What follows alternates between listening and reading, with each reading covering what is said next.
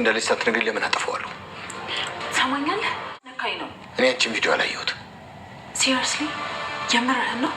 ቆይ ግን የሚስትህን ፕራይቬሲ ይሄን ያህል መቅረጽ፣ ቆይ ግን ምን አይነት ሰው ነህ? ይሄን ማወቅ ውሸትህን ነው። ስለማታውቂው ሰው አታውሪ። እሺ፣ ለዛ ዝም ብለሽ ፍቅር ይሻለናል። አይ ከዚህ ሀገርማ ሴታውል ነበርክ። ስለማታውቂው ነገር ዝም ብለሽ አታውሪሽ። ፍቅር ይሻለናል። ልቅስ ሲመስለኝ እንደው በዚህ አይነት ልጅም ሳይኖር አይቀርም። ዋ የኖረኝስ እንደው ዘር ይጠላል ወየው በኖረኝ። ልቅስ አጣራለሁ። እሺ አጣሪያ። ታዲያ እኔ የምልህ ውሃ ግን የት ሄዳ ነው? አይቻለሁ።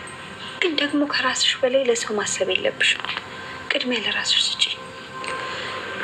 አይ ሰላምዬ፣ ሰው እኮ ከራሱ በላይ ለኔ ያስብልኝ። እኔ ደግሞ ለዛ ሰው ማላሰብ ከሆነ ይሄ ራስ ወዳድነት ነው።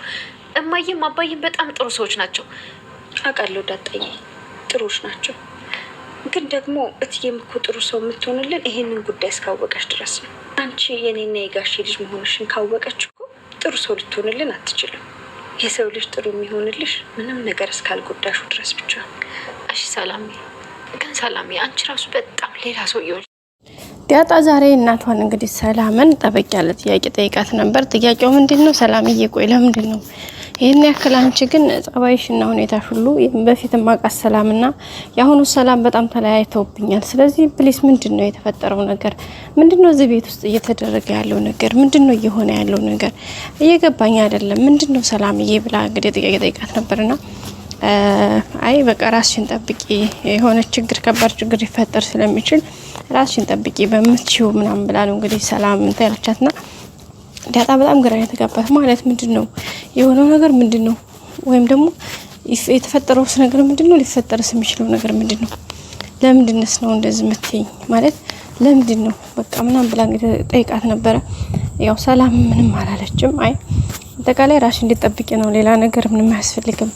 ቆይ ምንድነው ስትላት አክስትየዋ ናት ይሄን ሁሉ በጠብጠው እንግዲህ መድኃኒት ናት የማርታት ናት ያለቻት እና ቆይ የማርታት ወይ መድኃኒት ምንድነው የደረሰችበት ነገር ስትላት የሆነ ችግር አለ ዳጣ ያንቺ ማታቂው ስትላት ቆይ ይሄ ሁሉ አባዬ መጨነቅ ይሄ ሁሉ ነገር የተፈጠረው ቆይ በኔ ምክንያት ነው ሰላምዬ አባዬም እየተጨነቀ ያለው በቃ ሁሉ ነገር እየሆነ ያለው በኔ ምክንያት ነው አይደል ሰላምዬ የሚል ጥያቄ ነበር ያቀረበችላትና ሰላም ደግሞ አይ አይደለም ባንቺ ምክንያት አይደለም ዳጣዬ ባንቺ በኔ ምክንያት ነው ብለሽ ምንም ሀሳብ እንዳይገባሽ ችግሩ ሌላ ነው ስትላት እንዴ ቆይ ምንድነው እሺ ስትላት አይ አልነግርሽም መስማት አይጠበቅብሽም ያለቻትና እሺ ቆይ እሺ አንተውና አንቺ ለምንድነው የልጅሽን አባት ማትናገሪው እንደው አባዬ ያሳዝንሽም ይሄን ያክል ሲጨነቅ እማዬስ በዚህ ልክ ዘመድ አዝማድ ጎረቤት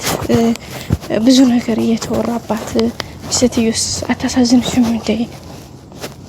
ይሄ ነገርስ ምን መስሎ ታይቶሽ ነው? ከምን አንፃርስ ነው ይሄ ነገር ያየሽው?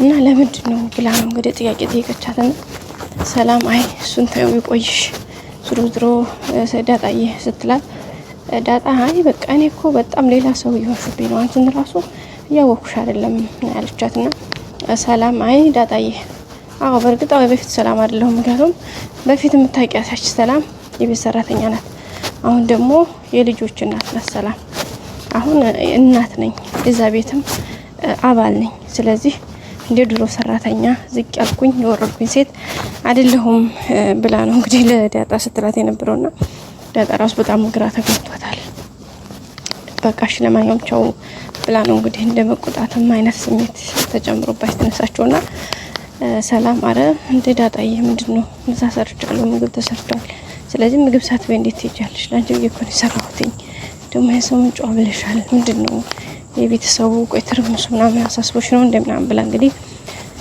እንደ እናት ዲያበስ አድርጋ እኔ ላካቻት ዳጣም ተመልሳ መጣለች ምን እንደተፈጠረ ግራ ገብቷታል እዛም ከመጣች በኋላ እንግዲህ በተለይ ውሃ ጠፍታ ስለነበረ ማርታ ደውላ አስጠይቃት የለችም እቤት ከመለጣችም በኋላ እንግዲህ አቢጌል ዝጋ ትጨነቃለች አጠቃላይ ቤተሰቡ ባንድ ግሩ ቆሞ ስለነበረ ምን የተፈጠረ ብላ አሁን ድጋሜ ስጠይቅ ምን ሊገባት አልቻለም ናታን ያው ሚስጥሩን ያውቅ ስለነበረ ምንም አይፈጠር ሆይ ምንም አትሆንም በቃ ተረጋጉ እያለ እንግዲህ ያረጋጋችሁ ነበርና እሺ ግን አንተ አረጋጋህን ምንድነው ስትሉት አይ ምንም አትሆንም ውሃ በቃ ሁሉም ነገር ሰላም ይሆናል ምናምን ነበረ ናታን እና ምን ነው የምታውቀው ነገር አለ እንዴ ሲሉት አዋል እና እያወቀው እንዴ ታዲያ ልጅ ተታግታ ጠፍታ ስልኳ አይሰራ ቤተሰብ በዚህ ልክ እየተጨነቀ ታዲያ እንዴት ነው ይሄን ያክል አስችሎ ከዚህ በላይ ጸጥ ትል የምትችለው ና ነገርን እያሉት ነበረ።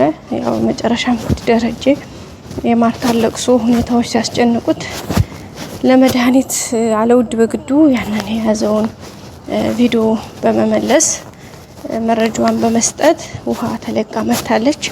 አሁንም ችግሩ እንደቀጠለ ነው። ምክንያቱም ያንን መረጃዋን ከያዘች በኋላ ደግሞ መድኃኒት ለማርታ ለመናገር አንዳንድ ምንም ሳታቅማማ ቀጥታ ወደ ማርታ ክላስ ሄዳለች።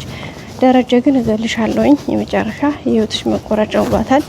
እሷ ደግሞ ምንም አይነት ነገር ቢፈጠር የሚመጣውን ነገር እችላለሁ እንጂ ለማርታ ይሄን ነገር ሳልናገር ማደር አልችልም ብላ ነው እንግዲህ ያቀረበችለት እና በዚህ መካከል ላይ እንግዲህ ኃይለኛ ትርምስ ተፈጥሯል።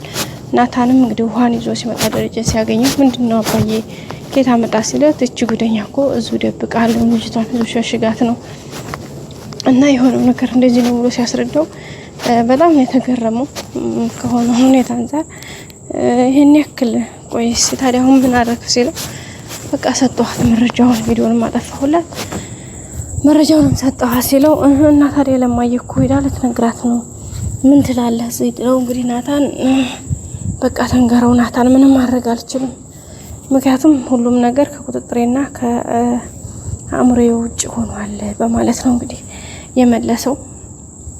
ስለዚህ ደረጀ ተስፋ የቆረጠ ሁሉም ነገር ያስጠላው ይመስላል። ናታን ግን ይሄ ነገርማ በጭራሽ እንደዚህ መሆን የለበትም ማርታ በፍጹም ይሄን ነገር ማወቅ የለባትም ሊሆንም አይችልም ብሎ እንግዲህ እንቧ ዘራፍ ብሎ ሂዷል። እንግዲህ አብዬ ማን ነው መድኃኒትን አግኝቶ ምን ሌላት እንደሚችል ትንሽ ከባድ ነው።